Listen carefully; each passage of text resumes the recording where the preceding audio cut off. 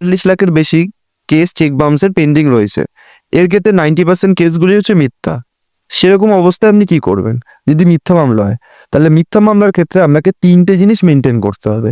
এক হচ্ছে আপনাকে যে লিগ্যাল নোটিশটা পাঠিয়েছে উইদিন 30 ডেজের মধ্যে আপনাকে পাঠিয়েছে কিনা সেটা দেখতে হবে। যদি 31 দিনে পাঠিয়ে থাকে তাহলে দেখতে হবে আপনার উকিলবাবুকে যে ওনারা কোনো লিমিটেশন দিয়ে মামলাটা ফাইল করেছে না 31 দিনে ওনারা নোটিশ পাঠিয়ে তারপরে মামলাটা ফাইল করে এখন মামলাটা চলছে। যদি 31 দিনে আপনাকে নোটিশ পাঠিয়ে থাকে তাহলে ভাববেন এই ক্ষেত্রে আপনার চেক বাউন্সের মামলা দাঁড়াবে না।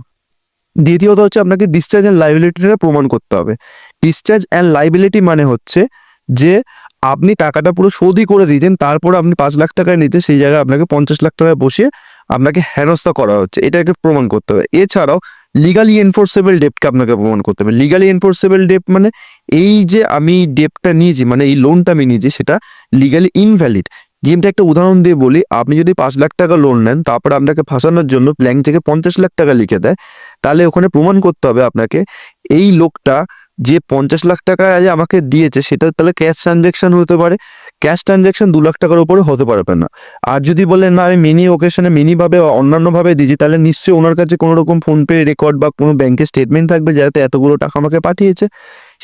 সেই ক্ষেত্রে দাঁড়িয়ে এটা আপনাকে প্রুফ করতে হবে। তার মানে এটা একটা পয়েন্ট যে আপনি লিগালি এনফোর্সেবল ডেপ যদি না হয়ে থাকে তাহলে আপনার তাহলে মামলাটা বেরিয়ে যাবে, বা মানে হচ্ছে লিগালি সেই ডেপটা লিগাল নয়, সেটা হচ্ছে মোদ্দা কথা।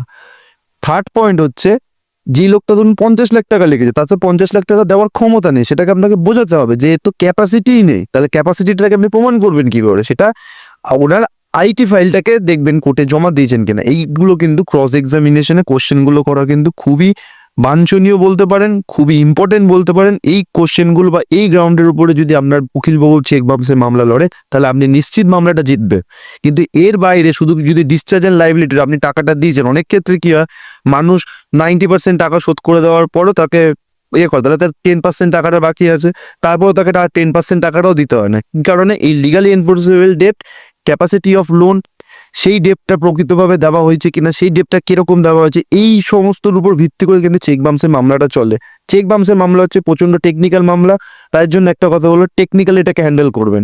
এখানে বুদ্ধিমান, সাহসী এবং চতুর বলতে পারেন সেরকম উকিলবাবু বা চৌখস উকিলবাবুর প্রয়োজন, নালে এই মামলাটা আপনি হারতে পারেন এবং ডবল ফাইন দিতে হতে পারে এবং জেলও আপনাকে হতে পারে।